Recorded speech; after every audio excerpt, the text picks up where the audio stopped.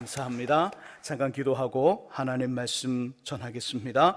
하나님 아버지 감사합니다. 우리 찬양대의 고백처럼 우리 생명 다하는 그날까지 우리의 말과 삶 또 행동으로 아버지 복음을 전하고 예수를 전하고 하나님 믿는 사람들을 더 많아지게 하는 그런 일, 그런 사역, 그런 삶 살게 하여 주옵소서. 이 시간 말씀을 듣고자 합니다. 성령님 우리에게 들을 수 있는 아버지는 마음, 또 들을 수 있는 귀, 들을 수 있는 모든 것들을 허락하시고 깨닫게 하시고 그대로 살아가는 역사 있게 해 주옵소서. 예수 그리스도의 이름으로 기도합니다.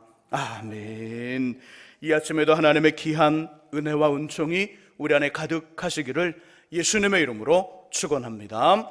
우리 마음으로요, 앞뒤 옆에 계신 분들과 함께 가장 밝은 웃음으로 참 잘 오셨습니다, 큰 은혜 받으시기 바랍니다라고 인사하겠습니다. 참 잘 오셨습니다, 큰 은혜 받으시기 바랍니다. 참 잘 오셨습니다, 큰 은혜 받으시기 바랍니다. 이제 서로를 보시고 이쪽은 저쪽을, 저쪽은 이쪽을 손 흔들며 인사하겠습니다. 참 잘 오셨습니다, 큰 은혜 받으시기 바랍니다. 참 잘 오셨습니다, 큰 은혜 받으시기 바랍니다. 우리가 함께 읽은 본문은요, 이스라엘의 두 번째 왕이었던 다윗이 기록한 시입니다. 그 내용은 하나님의 위대하심, 주님의 크고 놀라우심을 말씀합니다. 반면에 우리의 연약함, 부족함을 동시에 말씀하고 있지요. 동일한 본문으로 지난 주일에 하나님은 어떤 분이신지, 하나님 누구일까, 하나님 어떤 분이신지를 나눴습니다. 기억을 조금 되살려서요. 하나님은 세상의 모든 자연세계를 만드시고 다스리시는 분입니다. 또 하나님은 모든 신들 중에 유일하신 하나님 여호와 한 분이신 유일한 분이시지요.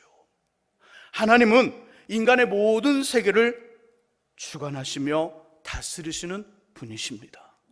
무엇으로요? 그렇지요, 말씀으로.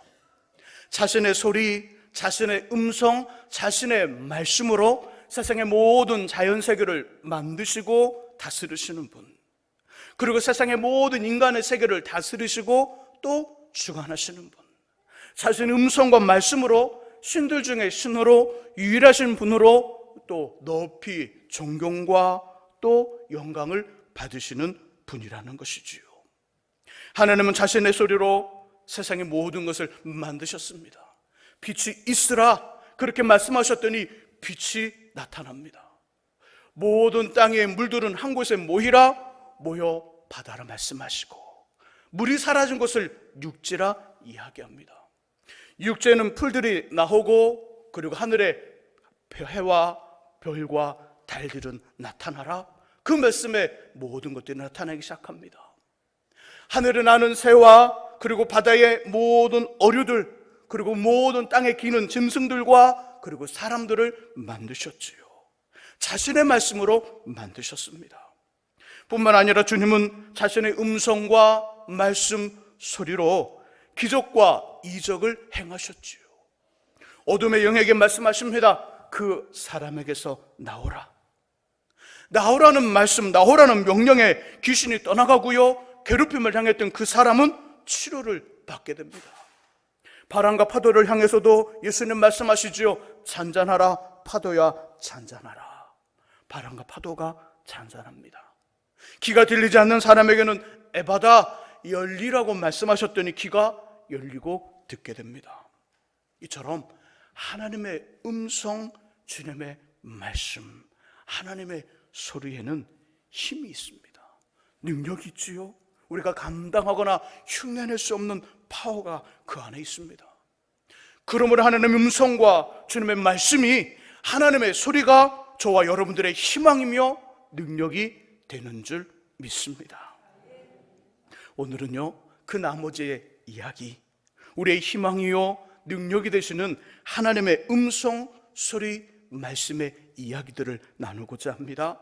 하나님의 음성, 말씀, 소리는요, 저와 여러분들을 예배의 자리로 초청하십니다.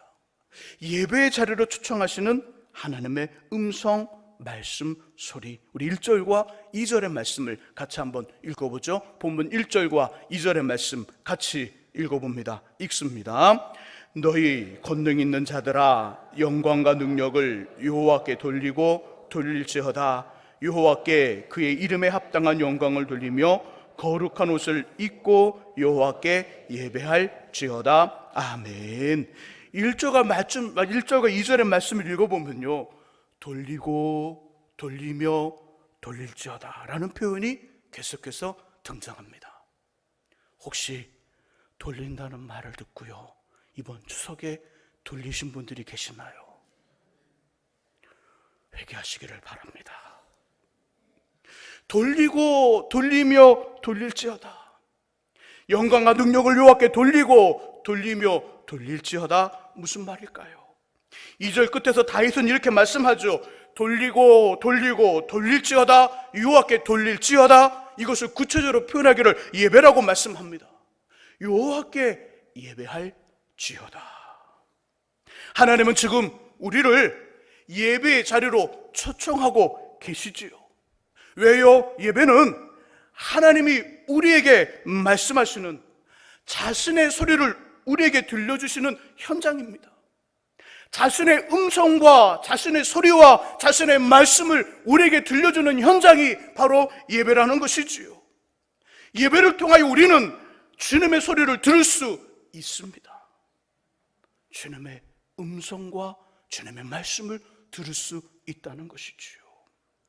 그 음성과 그 말씀과 그 소리가 우리의 힘이요, 우리의 능력이요, 우리의 역사이기에 하나님은 지금 자신의 음성으로 여호와께 예배하라, 예배의 자리로 나오라 말씀합니다. 성경에는요, 많은 사람들이 예배의 자리에서, 예배의 현장에서 주님을 만나고 주님으로 인하여 주님의 기적을 경험하고 인생의 승리를 경험한 이야기들이 가득히 차 있습니다. 이처럼 예배에는 분명히 능력이 있습니다. 왜요? 하나님 음성이 들려지거든요. 하나님의 말씀이 들려지거든요. 하나님의 소리가 들려지거든요. 하나님의 음성, 말씀, 소리가 들려주는 예배에는 분명히 역사가 일어날 수밖에 없습니다. 하나님의 일하심이 예배 속에 나타난다는 것이지요. 우리 본문을 표시하시고요, 구약성경 사무엘하 24장을 찾아보시기 바랍니다. 사무엘하 24장 구약 505쪽에 있습니다. 사무엘하 24장입니다.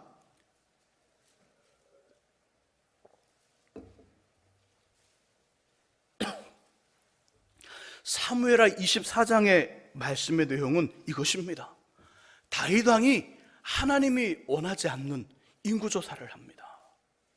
하나님의 방법과 하나님의 힘으로 나라를 다스렸고 하나님의 도우심으로 이스라엘을 이끌어 왔는데, 어느 한순간에 다윗이 나에게 있는 군사는 얼마나 될까, 내게 가진 힘과 권력은 얼마나 될까, 인구조사를 합니다.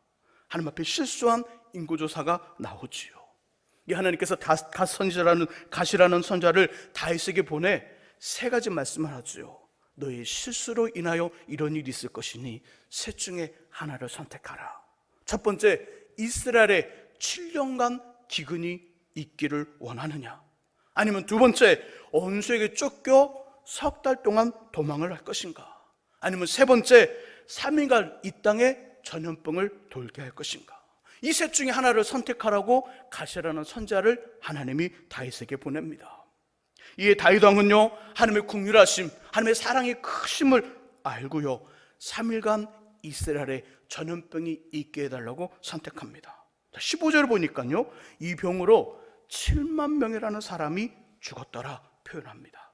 그리고 16절에서 하나님은 이렇게 하신 것에 대해 뉘우치시고요, 죽음의 천사를 멈추게 하시고요, 동시에 갓이라는 선지자에게 지금의 문제를 수습할 수 있는 방법을 다윗에게 전해줍니다. 18절을 같이 한번 읽어보죠. 지금의 문제를 수습할 수 있는 방법, 이스라엘 전역에 전염병이 돌아 사람이 무려 7만 명이 죽었습니다. 그 전염병이 지금도 있습니다. 해결할 방법을 말씀하죠. 18절의 말씀 같이 읽어봅니다. 이날에 갓이 그에게 아뢰되 올라가서 여부수 사람 아라우나의 타작마당에서 여호와를 위하여 제단을 쌓으소서. 아멘. 가르쳐 주신 방법이 뭘까요? 3일간 전염병으로 7만 명이라는 이스라엘 사람들이 죽었습니다.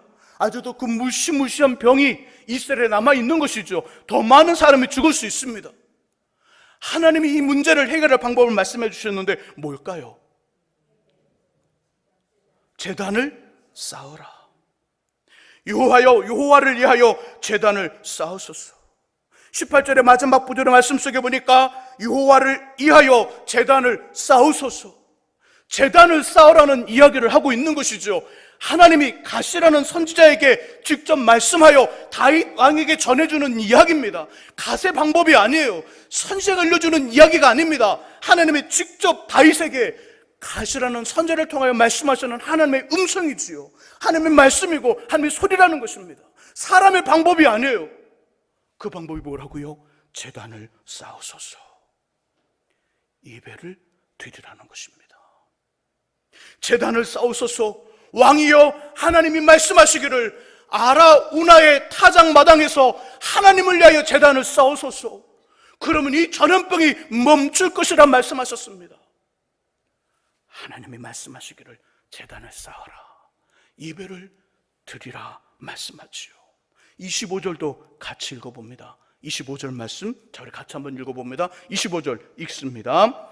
그곳에서 여호와를 위하여 제단을 쌓고 번제와 화목제를 드렸더니 이 여호와께서 그 땅을 위한 기도를 들으심에 이스라엘에게 내리는 재앙이 그쳤더라. 아멘. 다윗을 향한 주님의 용서하심, 하나님의 긍휼하심이 나타나는 곳이 있습니다. 어딜까요? 바로 제단입니다. 여호와를 위하여 제단을 쌓고 번제와 화목제를 드렸더니 재앙이 그쳤더라. 전염병이 멈추었더라.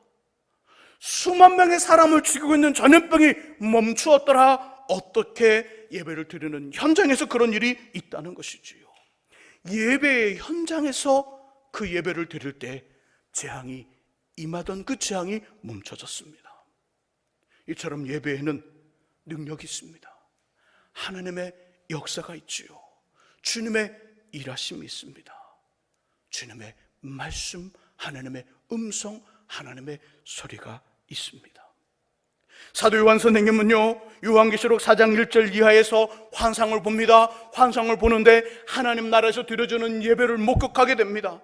하나님 나라 천국에서 드려준 예배를 목격하는데요, 하늘 보좌에 주님이 앉아 계시고요, 그 보좌 주위에 흰옷을 씻고 머리에 금관을 쓴 24장로와 6날개를 가지고 안과 밖으로 많은 눈을 가진 네 생물이 주님 옆에 있습니다. 하늘 보좌에 주님이 앉아 계시고 24장로와 그리고 네 생물이 주님 옆에 있습니다. 모든 네 생물이 말합니다. 거룩하다, 거룩하다, 거룩하다. 주 하나님 곧 전능하신 이여, 전에도 계셨고 이도 계시고 장차 오실 분이라는 찬양을 드리자 24장로가 머리에 쓴 금관을 보좌 앞에 드리며 답변을 합니다. 답변을 이렇게 고백을 한다는 것이지요. 우리 주 하나님이여, 영광과 존귀와 권능을 받으시는 것이 합당하오니 주께서 만물을 지으신지라. 만물이 주의 뜻대로 있었고 또 지으심을 받았나이다. 내 생물이 주님을 향한 찬양을 드렸더니 그 찬양을 듣고 24장로가 다시 하나님 앞에 찬양을 드리며 그 찬양과 찬양이 오고 가는 예배가 지금 이루어지고 있습니다. 예배는요, 이 땅에서만 드려지는 것이 아닙니다. 예배는 놀랍게도 하나님 나라 천국에서도 드려지는 것이 예배라는 것이지요. 그만큼 예배가 중요하고 소중하고 감동의 시간이고 은혜의 시간이고 우리 인생의 최고의 시간이 예배이지요. 이유는 주님이 우리를 보시고 우리가 주님을 보며 주님이 우리에게 말씀하시고 우리가 주님께 말씀을 드리며 우리가 주님의 소리를 듣고 주님이 우리의 소리를 듣는 그 소리의 오고감이 예배의 현장, 예배의 시간에 있기 때문입니다. 예배를 소중히 여기시기를 주의 이름으로 부탁드립니다. 예배의 성공자가 인생의 성공자가 됩니다.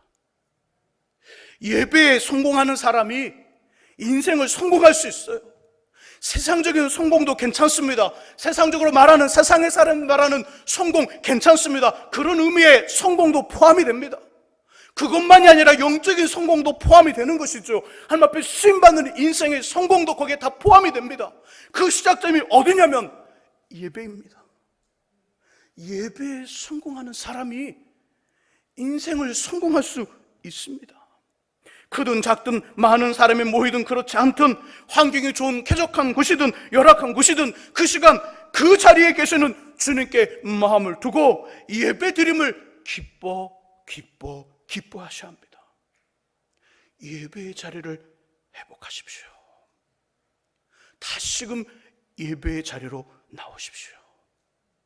새벽의 자리에 나오시고요, 주일 오전에 나오시고 주일 오후에 나오시고 수요일에 나오시기 바랍니다.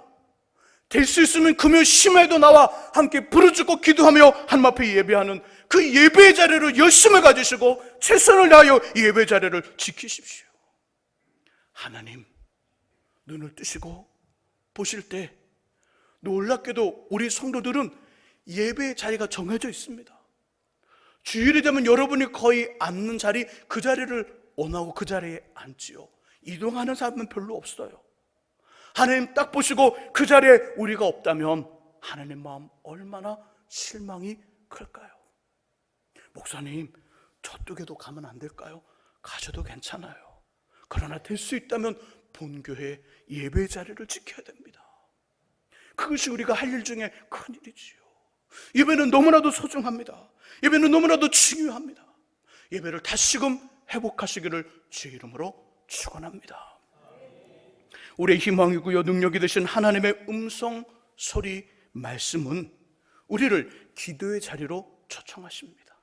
기도의 자리, 우리 10절과 11절의 말씀을 같이 한번 읽어보죠. 시편 29편 10절과 11절의 말씀 같이 읽어봅니다. 우리 성경을 펴신 분들은 보시고요, 화면에도 본문의 말씀이 나옵니다. 시편 29편 10절과 11절의 말씀 같이 읽습니다. 여호와께서 홍수 때에 자정하셨으며 여호와께서 영원하도록 왕으로 자정하시도다. 여호와께서 자기 백성에게 힘을 주시며 여호와께서 자기 백성에게 평강의 복을 주시리로다. 아멘. 10절과 11절을 읽으면서요, 문득 제 마음에 하나님의 별명은 뭘까?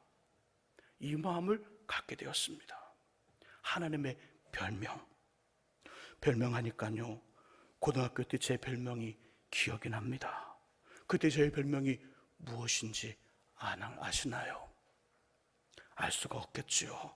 그때 제 별명이 망강이었습니다. 망강이 무슨 말이지요? 그때 그 TV에서요, 배우 김혜수 씨와 귀룡호 씨가 이 주인공이 된 사극이 있었거든요. 그 사극의 남자 주인공의 이름이 망강입니다. 제가 그 주인공을 꼭 닮아서 친구들이 그렇게 불러줬습니다. 그때는 무진장 제가 참 괜찮았습니다. 머리숱도 많았고요, 살도 찌지 않았고요, 어디 가든 주목의 대상이었습니다. 믿거나 말거나. 다시 본문으로 와서 하나님의 별명 무엇이라 지으면 좋을까요?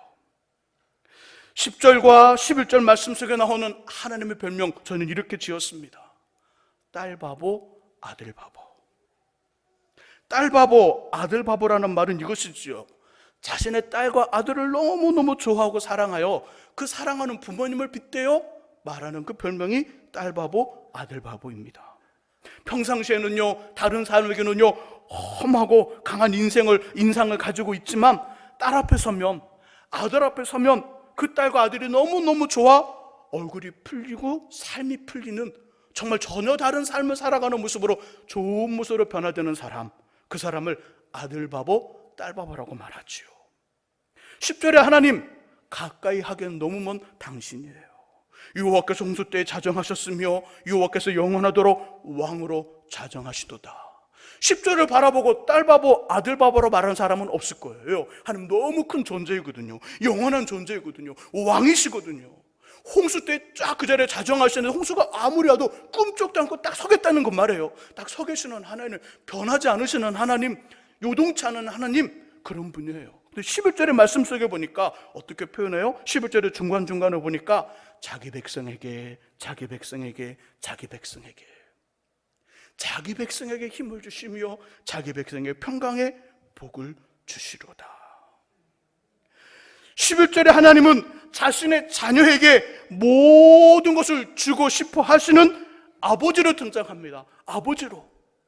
엄한 아버지가 아니라 10절의 아버지는 엄하고 강한 아버지라면 11절의 아버지는 너무나도 마음이 부들부들하고 따뜻하고 엄마의 품보다 더 좋은 품을 갖고 계시는 아버지, 그런 분으로 나타난다는 것이지요.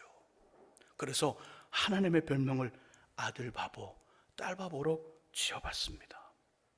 동시에 제 마음속에 갖는 건 아들 바보, 딸 바보, 강하고 엄한 아버지라면 가까이 하긴 정말 어렵지만 아들 바보, 딸 바보로 살아가는 하나님이라면 더 많이 가까이 하며 기도해야겠다는 마음을 다시금 갖게 되었습니다.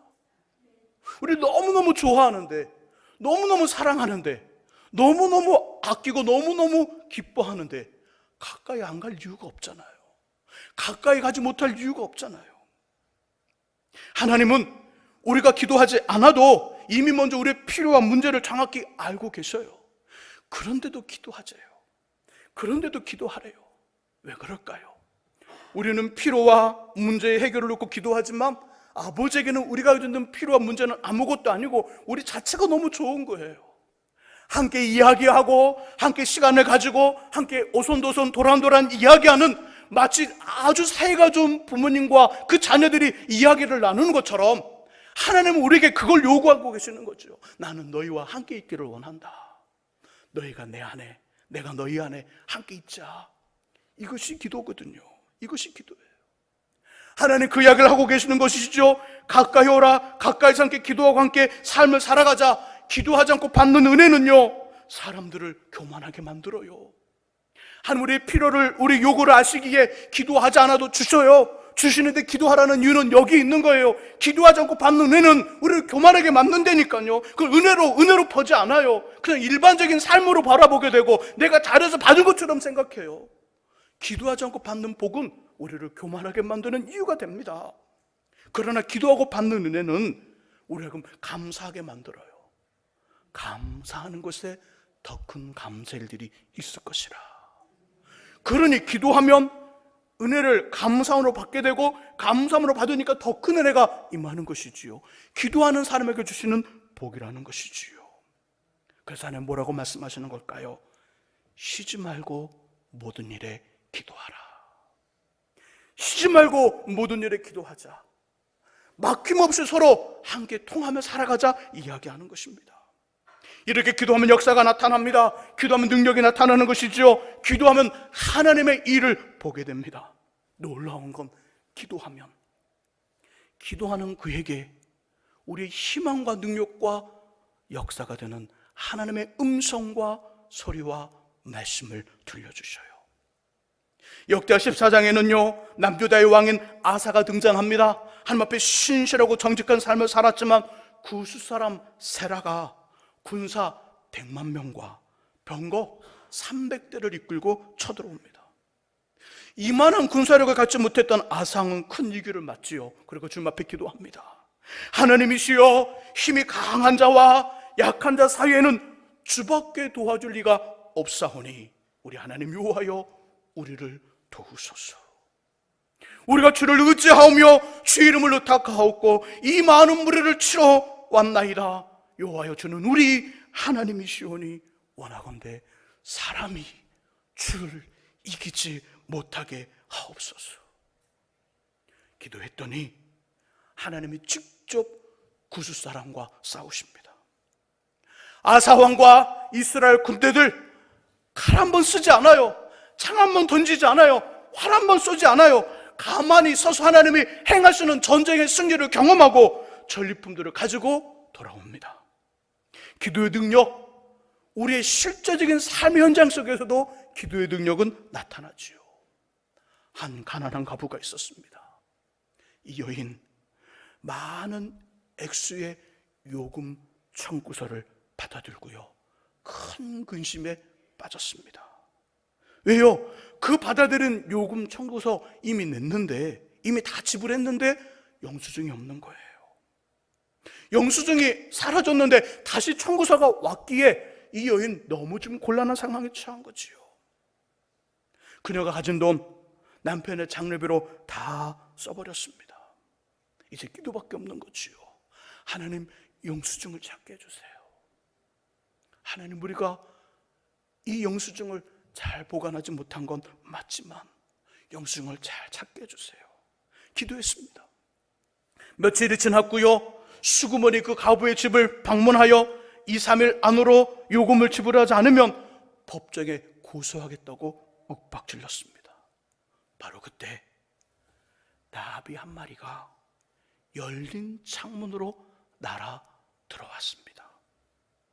이 나비를 본 그녀의 아들이 깜짝 놀랐지요. 그리고 그것을 잡기에 막 쫓아가요. 근데 그 나비가 날아가다가 소파에 앉더니 그만 소파 뒤로 쑥 들어가 버리는 거예요. 이 소년, 이 아들이요, 그 소파를 밀으려는데 너무 무거워 밀지 못하고요, 그 옆에 있는 수구먼에게 도와달라고 청합니다. 아저씨 좀 같이 밀어주세요. 그 소파를 들이미는데요, 종이 한 장이 펄럭펄럭 바닥에 떨어졌습니다. 그리고 이 과부는 깜짝 놀랐죠. 그 소파 뒤에서 떨어진 종이가 뭐였을까요? 바로 영수증이었어요. 하나님은 그렇게 우리의 기도를 너무너무 직접적으로 들으시고 그 소리에 응답하셔서 위기를 넘기시게 할 뿐더러 우리 삶을 평안하고 평탄하게 만들어 주시는 거지요. 기도하면 하나님의 영광을 볼 수 있어요. 기도하면 주님의 능력을 경험할 수 있는 거지요. 기도하면 하나님의 소리, 음성, 말씀을 듣게 될 수 있습니다. 긴 추석의 연휴로 인해 흐트러진 마음을 다시 잡으시고요, 새벽 제단을 쌓으실 분들은 내일 새벽부터 다시 나오시기 바랍니다. 수요 제단을 쌓으셨던 분들은 다시 수요 제단을 나오시기 바랍니다. 금요 심야기도 나왔던 분 다시 나오시기 바랍니다. 기도하셨던 분 다시 기도하시기 바랍니다. 연휴 끝났어요. 연휴 끝났습니다. 다시 인생의 현장, 믿음의 현장이 시작됐어요. 목요일, 금요일, 오늘 새벽을 봤더니요, 새벽 예배를 하지 않아도 될 것 같아요. 한 3분, 4분 앉았는데요, 그냥 예배 안 드리고 기도하고 갔으면 좋겠어요. 100명 이상의 성도들이 모여 예배 드리는데 새벽 예배 3분, 4분이 말이 되나요? 말이. 우리 장로님들, 안수 집사님들, 권사님들, 집사님들, 성도님들, 연휴로 인하여 흐트러진 마음을 다시 잡고 제단에 나와 기도하시기 바랍니다. 기도하는 사람이 잘 돼요. 기도한 사람이 복을 받습니다. 매일 기도하시는 저 여러분들의 수 있기를 주님의 이름으로 축복합니다. 오래전 저희 가정, 저희 아이들이 많이 어렸을 때 있었던 이야기를 소개하면서요, 말씀을 정리하고 싶습니다. 어느 날 늦은 시간이었습니다. 둘째 녀석, 이제는 중3이 됐는데 그때는 아주 어린 시절이에요. 한 6, 7살 정도 됐을까요? 둘째 녀석이 큰 소리로 말씀을 읽자는 것입니다. 아빠 말씀을 읽어요. 무슨 말이냐? 가정 예배를 드리자는 것입니다. 그때부터 몇 달 전부터 우리 가정이 매일매일 성경 한 장을 읽고요, 하루의 삶을 나누며 기도하는 시간을 갖고 있었거든요. 아니, 이 녀석이 은혜를 받았나? 먼저 말씀을 읽자니, 말씀 읽자고 말할 때마다 졸립다고, 하기 싫다고, 이유 저유 되면서 하지 않았던 이 녀석이 왜 저럴까? 왜 갑자기 말씀을 읽자고 그러는 것일까? 왜 가정 예배를 드리자고 그러는 것일까? 곰곰이 생각해 보았더니요, 피자 때문이었어요. 피자. 가정 예배를 시작하면서 시편이나 잠언처럼 많은 양을 가진 성경을 다 읽으면 피자를 사주겠다고 약속했거든요. 그날이 잠언의 마지막 장을 읽는 날이었습니다. 그러니 빨리 성경을 읽고 가정 예배를 드리고 피자를 먹자는 이야기였어요. 피자는 어디로 먹으러 갈까? 그렇게 말을 해서 그날 잠언 말씀을 읽고요, 맛있게 피자를 먹었습니다. 분명히 예배와 기도, 신앙생활의 목적은 피자나 이것을 통해 얻어지는 결과가 아니라 하나님 그분 자체입니다. 하나님 그분 자체예요. 하지만 시작이 중요합니다. 우리의 기도와 예배의 목적이 하나님이 아닌 가정의 평화와 친교를 이해한 것이며 내 삶의 보장을 이해한 것이어도 괜찮습니다. 그 시작이 많은 돈을 벌고 세상적으로 출세하기 위한 것이어도 괜찮습니다. 시작이 중요합니다. 시작이 중요하고 지속하는 것이 중요하고요, 끝까지 가는 것이 중요합니다. 믿음의 삶, 신앙의 삶, 기도의 삶, 예배의 삶, 하나님 앞에 나아가는 삶은 시작이 중요해요. 시작의 목적은 어떤 것이 돼도 괜찮습니다. 시작하고 지속하고 끝까지 가는 거예요. 이것이 중요합니다. 그러면 분명히 하나님은 예배와 기도의 목적을 바르게 세워주실 거예요. 과정에 바르게 세워주시고 자신의 음성과 소리와 말씀을 들려주셔서 힘있고 능력 있는 삶을 살게 하신다는 것이지요. 다시 시작하자고요. 다시 시작하셔야 합니다. 다시 예배의 자리, 기도의 자리로 우리의 자리를 놓치지 아니하고 다시금 주 앞에 머물고 나아가 하나님의 음성과 소리와 말씀으로 힘을 얻고 능력 있는 삶을 살아가는 저와 여러분 되시기를 예수님의 이름으로 축원합니다. 기도하겠습니다. 하나님 아버지, 우리에게 들려주시는 하나님의 음성, 소리, 말씀에는 세상의 모든 것들을 만드시고 운행하시고 이끌어 가시는 그 능력 있음을 고백합니다. 병든 자가 치료를 받고 악한 영이 물러나며 한 죽은 자가 살아나는 놀라운 역사가 아버지 음성과 말씀과 소리 속에 있었습니다. 아버지, 그 말씀이 우리를 예배의 자리로, 기도의 자리로 초청하며 다시금 주 앞에 머물며 하나님 앞에 머물며 살아가는 인생을 말씀하고 있사오니 주여 다시금 기도의 자리로, 예배의 자리로 최선을 다하는 우리 모두가 되게 하여 주옵소서. 그들 들려주시는 하나님의 음성과 하나님의 말씀과 하나님의 소리로 늘 승리하며 주의 능력 있는 삶